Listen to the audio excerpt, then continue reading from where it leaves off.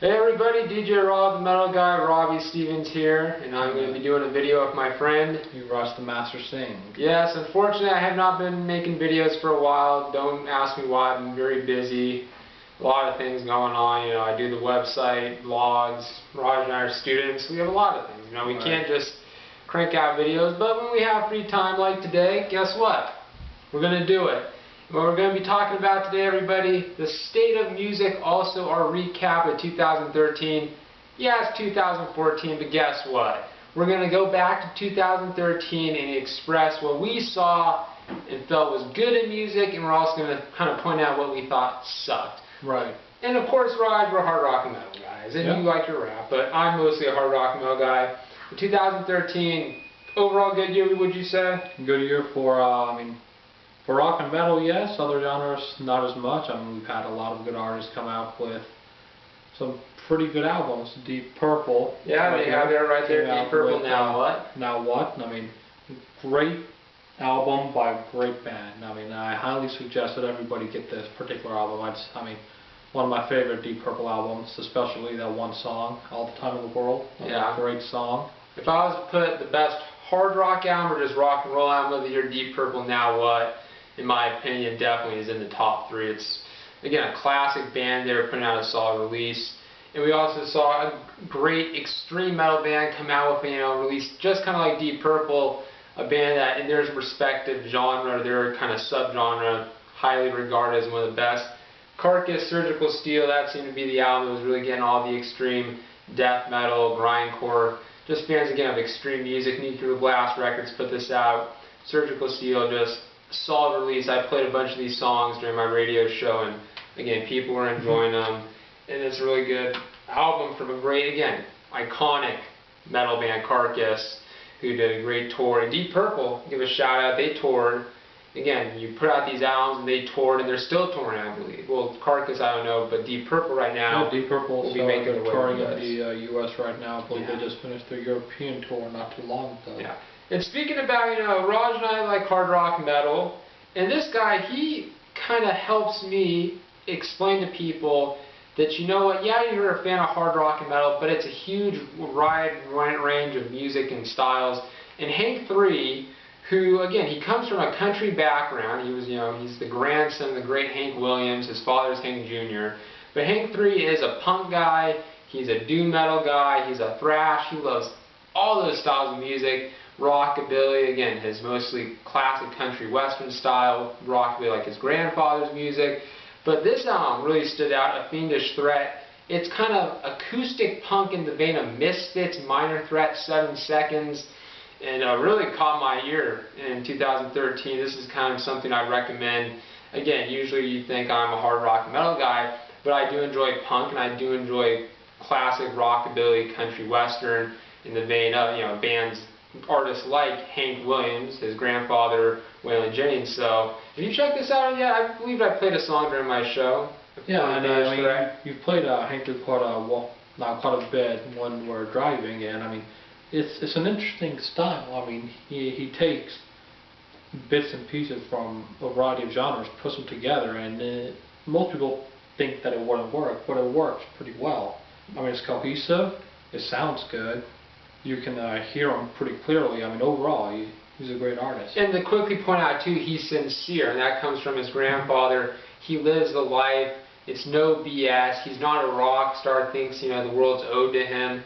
And he's very humble. The fans always say good things about Hank 3. I interviewed him on my radio show, and he was such a nice, down-to-earth guy and gave a really good interview. And who would have thought, a college radio DJ during my first semester, being able to interview Hank 3 was an honor. And like you said, it's his voice and how he just captures no matter what style. And again, he enjoys so many different styles. He puts his own, kind of feeling and his own work into the music. That's just really good and highly worth recommending checking out. Now that's the stuff we enjoyed, and quick shout out, Egypt, my #1 album in 2013, and I know you like Egypt. I played him on the radio show, Aaron interviewed him, he's a great guy. Become the Sun, awesome release. And just Sabbath-like doom metal, again with some ZZ Top in there, very 70s. But they do it in a way, Raj, it's so unique that you could say it's timeless. It doesn't, if you were to play this, you'd be like, wow, where did this come from? I never, this is so captivating. And so their jams and just the musicianship in this, and they're a three-piece too. Yeah. For a three-piece, they can create some really powerful, flowing riffs and landscapes that are just so appealing. Highly recommend checking out Egypt Become the Sun. As I said, this album was my #1 album to come out in 2013. And to say it came out in January 2013, and not one album I felt could surpass just the excitement, the energy, and the power that came from this release. And it's on orange vinyl too, and you can get that on Egypt's Bandcamp, and there's some other websites, Totem Cat Records and Dementia Records too, you can get that. Okay, Rod, we talked about the stuff we've enjoyed. What stuff in 2013? One thing is there something you want to kind of point out? Motorhead came out from the album. Aftershock, yes, how can we forget Aftershock? And then there's a bunch of releases too we can say. Caledon Root put out a really good symphonic atmospheric black metal band, or they were a symphonic atmospheric black metal band that Sean Count Blagroff, give him a shout out. He was the one that reviewed their album, Turn Me On. Like you said, Motorhead put out a solid release in there in 2013. And there's a lot of releases in 2013 that we definitely can recommend. Toxic Holocaust, again, the list goes on and on. Now we're going to shift gears and focus on the stuff that we gave a chance. Now I want to bring this up. You listen to this, Hank 3, Carcass, Deep Purple. People can call me a narrow-minded music fan. I've been labeled that. They say, oh, you're narrow-minded. Now look at that diversity. Come on, people. You got the death metal, you got the rockabilly, and then you got the classic hard rock. And I will give mainstream music, I'll listen to it. If it's on TV or somebody, because I have people during my radio show after me, and when I'm leaving they would play stuff, and I would listen to it. I wouldn't just walk away and be like, oh, put my hands in my ears. No, I'll give it a chance and see what I think, and usually it was horrible, but I listened to it. So Raj, what stuff did you give a chance in 2013 and say, what is this? This is utter garbage. It's like fish with crap on it. I mean, I can't even eat it. I can't name the amount of things that I gave a chance in 2013. I mean, I try to give everything a chance. I mean, through iTunes Radio, through other radio services, through watching VH1 or Fuse, I mean, whatever. I mean, I try to give everything a chance. I try to give it at least 1 or 2 listens and then make a judgment on it. Unfortunately, 90 to 95% of the things that I have seen or listened to, it's just not very good. Well, again, we can always... That's not really, I mean, as it pertains to rock and metal, there's not much. As it pertains to pop and rap, though, it is overflowing. It's so generic, and it's all about these people and their images, their, status. It's status. And we can already knock off one artist. And the joke is, I actually never searched out listening to this artist. It's just they were brought up so many times. I had a class where the teacher had to hear a song or talk about it because he was so, intrigued by Miley Cyrus. Again, her music is so horrible, and people on the radio station, KSUN, we were playing that stuff way too much, and I'm thinking to myself, why are we giving an artist like this so much exposure for something that's really not that talented, not that deep and meaningful? I mean, again, Fiendish Threat, Carcass, Deep Purple, those songs actually have something to offer. Her song Wrecking Ball, I remember a kid started playing it during class just to play it. I'm thinking to myself, why? That song sounds so annoying. And what was the big deal? She was naked on a wrecking ball. That's what got the attention, right? And she's an artist that, in my opinion, she appeals to the lowest common denominator. I mean, for some reason, it's something that a lot of people enjoy. I'm not gonna knock them for it. I mean, you like what you like. I'm just gonna say that. I'm just gonna say that while I respect what others like, I just don't understand it. I just don't understand how you can like it. It's the system. How is this getting so much attention? Right. And it goes back to the labels. The labels are pushing a lot of this stuff. And the labels are also pushing these artists that are taking from other artists and kind of sampling or making songs that are really not that great, but they turn out to be very popular. And at the end of the day, we find out, wait a minute, you actually ripped off somebody. It's been very common, hasn't it? Yeah, One Direction. They forgot what the song was, but they sampled, without getting permission, Bob O'Reilly by The Who. Yeah, so we have that as an example. And there was a question, I guess, that Rob and Dick, or Robin Thicke. Robin Thicke. I don't know. I don't listen to them. I'm sorry. I'm gonna have to be a little disrespectful. It's Robin Thicke. I guess he sampled a Marvin Gaye song. They're saying. I've heard rumors of that, or people, telling me this. Not too But see, it doesn't surprise me because again, these major label artists are so uncreative. They're not that creative. Right. It's just they get pushed so, the emphasis is so great on these artists that the labels, they make it that everybody has to know about them or try to hear them, and a bunch of people get caught up in it. Right. Then the bunch of people like us that don't listen to that, we're not gonna. So. Sampling in and of itself isn't a bad thing. I think. Sampling was really prevalent. Or taking a whole song. But when you copy the whole thing, I should actually rechange that. It's not sampling what he did. It was actually he took the song and it sounds very much verse for verse, not verse, but the whole sound of it. Yeah. Sampling's fine so long as you change it up enough to make it your own. And also get permission, and not like copying the thing exactly like with the Bob O'Reilly song. It wasn't. With most sampling, you can get a little influence of the song that they sampled, but they still change it enough to make it their own. With One Direction copying Bob O'Reilly, it was just taking it from Bob O'Reilly and just putting it into their song. That's something that's going on a lot, and again, that's not surprising. And also, again, I'm hearing a lot of stuff that I just consider recycled, very simplistic. Again, Freddie Gruber and Neil Peart were having a conversation during the Rush documentary, and he said that pop is like a pogo stick. Mm-hmm. It's very up and down, the rhythm and simple. Yeah. It's just, and an artist that we can quickly bring up is Lorde. People are trying to make Lorde out to be this amazing, oh wow, she's bringing something new. If you listen to the rhythm, I had a friend that played this song because he was so, flustered that this song was getting a lot of attention, yet the rhythm is just very simple. And her lyrics are, again, there's nothing really, I guess she has deep, meaningful lyrics. Say that I didn't hear anything. Something there. And people say that there's meaning behind her lyrics, and I'm sure you, if you do look into that, I'm sure you can pick something up, but in my opinion, she's just too apathetic. That's true. Also, if you actually look into the lyrics, she contradicts herself. Not only that, but she doesn't want to be a royal. She has a #1 song. If you look at the lyrics, for some reason, a lot of them are talking about like doing nothing, or just being lazy, being apathetic. It's something that I just don't understand. Like I said, it's like Lana Del Rey with her sadcore. I don't get that. Well, that's an artist I feel they're trying to be the anti-pop stars. You have the pop stars like your Katy Perry that are all preppy and happy and bursting with coke and other stuff, I'm sure. And then you have your artists that are more, we're evil or we're dark and we don't want to follow that. But at the same time, these artists are making lots of money. So I love that. You don't want to be a royal, yet you're taking millions of dollars, right? That makes a lot of sense. She's been signed since she was 13 or 14, so. So there we go. Now let's get a little more optimistic. Let's get back to the worlds of hard rock and heavy metal. Looking ahead, Raj, 2014, what do you see? Do you see a resurgence that's going to really pick up and hopefully get a lot more attention, get some of these bands out there? Not band, but vinyl.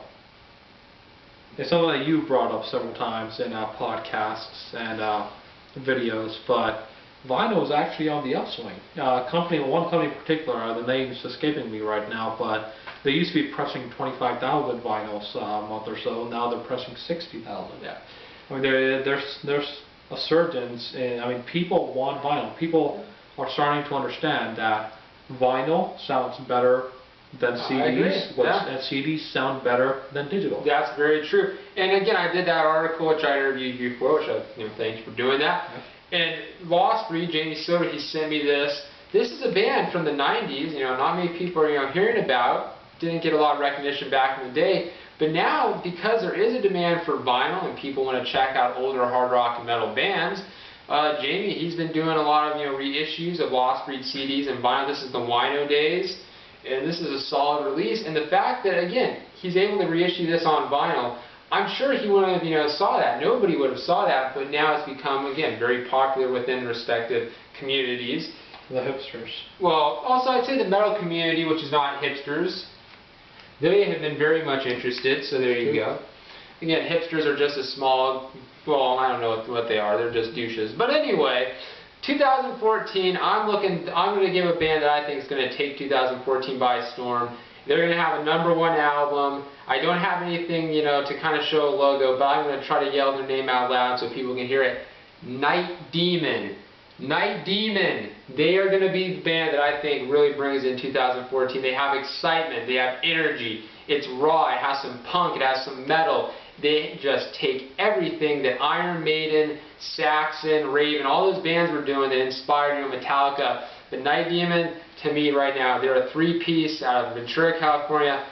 They're going to do it, everybody. I believe that when they put out their first full-length album, they're going to knock a lot of people dead. Not just in the metal community. I think rock fans will like it. You've heard them. They have a sound that I think can really appeal to people. Yeah. And I guess, do you have any artists you say 2014? And for me, 2014, 2015, one of my favorite bands of all time, really old band, of course, but AC/DC, I'm looking forward to their next album. Of course, Malcolm Young's not going to be on that. I'm hesitant on that. I'm going to have to hear a song first to really get into that. Right, but, and I'm thinking it's going to be a farewell album. I just don't think that the band's going, it's a band that's had a long and great legacy. They've done a lot for music overall. People say that it's the same chorus over and over again, but if you can keep doing the same chorus over and over again for 40, 50 years, and people buy your albums in the millions, obviously you're doing something right. But so yeah, I agree with that. But on a more negative side, I think that they need to hang it up after this album and after maybe one more tour. Malcolm Young, of course, helped start the band, and I don't think that AC/DC should go on without Malcolm Young. Like War shouldn't go on without Dave Brocky, and Motorhead probably couldn't go on without Lemmy. Well, 2014, I think we're going to see hopefully some bands hang it up and bands realize, yes, it is about time. Motley Crue is on their final farewell tour. I really hope Motley Crue stays true to their word. A lot of bands have gone back on their supposed word to end it. So I'm really thinking Motley Crue might be the band that does it finally. A lot of these guys time to pass the torch. It'll be interesting to see. Again, I have a Kiss vinyl right here, and I don't know why I just gave them a shout out, but that's a band that I really think will eventually, they need to do a farewell tour to wrap up such a long legacy, a history of rock music that just needs to, be put away on a positive note. I don't want it to end bad. I don't want them to, something happens where they're 100 years old and they're trying to play on stage. You just need to end it and let the new guys like Night Demon and Egypt kind of take the torch and start going and really get themselves out there. Because see, the mainstream music, these young people, that's what's selling right now, and it's ridiculous, but that's how they're doing it. The industry's finding young artists that can appeal to the young generations, sing about the stuff that young generations think is cool, and we're starting to see a lot of crap because of that. And hopefully, younger metal and rock bands really get their names out there and start just generating buzz. And I understand some people, they don't want metal and rock bands to get too big. You don't want it to be too mainstream. There's always periods in music. Like late 90s or mid 90s, there was the grunge. Yeah. And then there was the boy bands. 60s, 70s, 80s. Well, 70s was disco, but 60s, 80s, 90s. You had the rock, you had the metal. And I think that, pop's going to wane pretty soon, and I think there's going to be a resurgence in another form, in another genre. And I just want these bands, my goal is to get these bands exposure. That's my hope, is I want these bands to get recognized for their hard work, because I really do appreciate it. As a fan, I've appreciated, having their music, listening to it, playing it on my radio show, because they put so much work into it, and they're such genuinely nice people. These are really good guys. They're very respectful. You're not going to get this out of a lot of your big artists, And again, coming from humble beginnings too really helps. And it shows the music. I actually can relate and grab onto that music. Where again, with somebody that's singing about drinking champagne and yo-yo, I'm a ho-ho, I can't relate to that. I'm sorry, there's just nothing there. And that's what it is. This generation hopefully wakes up and checks out these bands that we're talking about, such as Egypt, Night Demon, and the older bands, Deep Purple, Carcass, Kiss, everybody. Check it out. But again, This is what Raj and I think, 2013 and 14, excuse me. Going forward, hopefully it will be very positive for hard rock and metal. And in the end, expand your horizons. Listen to everything that you come across. Give everything a chance. Even if it's Lord or Miley Cyrus or whatever, give it a chance. Maybe you might like it, even though Robby and I can't really stand it. Like Iggy Azalea, I can't stand her. So also give all these bands. Can't stand that girl. Why'd you ever play that for me, Roger? That was the worst thing I ever heard. That was so bad. Gene Simmons, solo album from 1979, sounds like Bach and Beethoven compared to her. Okay, everybody, I think we've said enough. Thank you for watching this. Check us out. We'll hopefully make some more videos this summer. Till next time, stay hard rock and metal. Later.